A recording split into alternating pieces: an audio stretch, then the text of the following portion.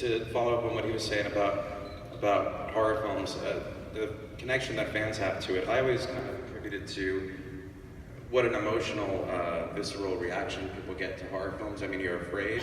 Fear is something you really can connect with, and if for people that have watched horror films and are actually afraid, those feelings and thoughts stick with you your whole life. I mean, that's why the genre is celebrated consistently year in, year out in all these different cities, and all these different fans come out, and the connection that they feel to memories of actually being afraid kind of sticks with you longer than a laugh will, or even a cry. So. Yeah, I drove through fog recently, and do you remember the film, The Fog? God, I was petrified. Oh, wow, I thought, oh, don't break down. God says, please don't break down. And my kids in the back going, why it's so dark, and why is it so, why can't we see? I'm going, of course we can see. We just keep going, the car's going slow and slow. I'm thinking, oh, please God, just let me get to the end of the road. Do you know, I stopped and phoned my dad. I said, Dad, I'm on the road, come pick me up. Well, one of the things that I have is I'm a lot older than most people on this panel. I'm 62 years old, so I grew up in the 50s and watching the what if movies, I like to call them, like, you know, what if the birds took over, Hitchcock type of movie, or the science fiction, radiation, them, and all the old school things that were like drive-in specials. I grew up in that era, so I'm kind of stuck in the old school stuff. The slasher movies I'm not a big fan of. I like psychological thrillers, and I like the old school movies from the 40s and 50s and 60s.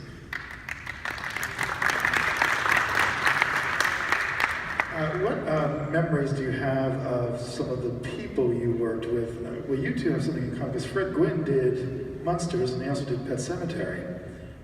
What are your memories of some of the people you worked with in the movies, some of the great actors that were there? My memories of Fred specifically are pretty minimal. He was a great guy. I remember he was very kind. He did children's books, and I know I have a couple of signed copies from him. They're really interesting, really cool illustrations. And yeah, I think Wes stands out in my mind more than on many. Wes Craven, for me at least, any film I've ever worked on, was the best director. He was an absolute pleasure, super professional.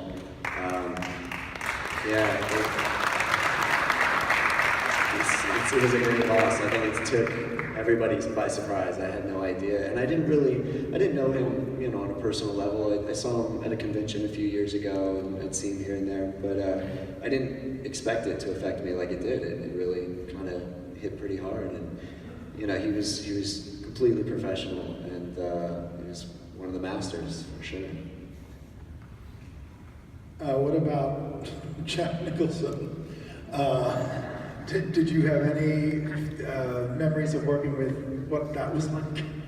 Oh, Jack Nicholson, the person, of course, he wasn't like the character in The Shining, you know, that's just an act. He was just like everybody's regular dad. At the end of filming, at the end of the day, or when there was some downtime, most of the cast would congregate in the caretaker's apartment in The Shining. So the set of the caretaker's apartment was one of the busiest sets. And it was somewhere where everyone could sit and you could get a drink and, you know, just lounge around, so that's what we did. And I can remember sitting on Jack Nicholson's knee and just gooning around and, you know, being silly and playing with the mirror and stuff like that. Yeah, just fun. He wasn't... it was a very intense... The making of the movie was very intense. And you felt that. But you also felt it was a lot of fun as well, and it wasn't made particularly in a hurry or anything like that, so there's lots of time to talk to other people, but you knew that the performances were very intense. So yeah, to see him on stage looks like on the film, rather, he looks like a completely different person, the person I remember messing about with and stuff, and feeling sorry for him because, you know, his kids were in America and he was in London and things like that. The usual things that you might feel with any co-worker, really. It's just like that, not fancy in any way. So yeah. How about Brad Dourif? Did you have any thoughts about working with him? Well, Brad, you know, did all of his dialogue up front, so he wasn't actually on set for really any of it, but his voice was, and his voice carries enough presence that it really was like he was there. Yeah, a lot of people might think that they did it reverse, that they moved the doll's mouth and then he dubbed his vocals to the doll, and it actually worked the other way around. His voice was on set, so it was was moving the doll's mouth to the playback. Sometimes it was slowed down. But yeah, Brad's voice was very, he was there in spirit for sure. And that's a voice you don't forget very easily, But I've gotten to meet Brad many times and done a bunch of conventions with him, and he's a very interesting guy. He's very fascinating. He was here last year. Actually, I did a panel with him last year, and he talked about the story that his daughter had come in while he was recording one of the key scenes with Chucky.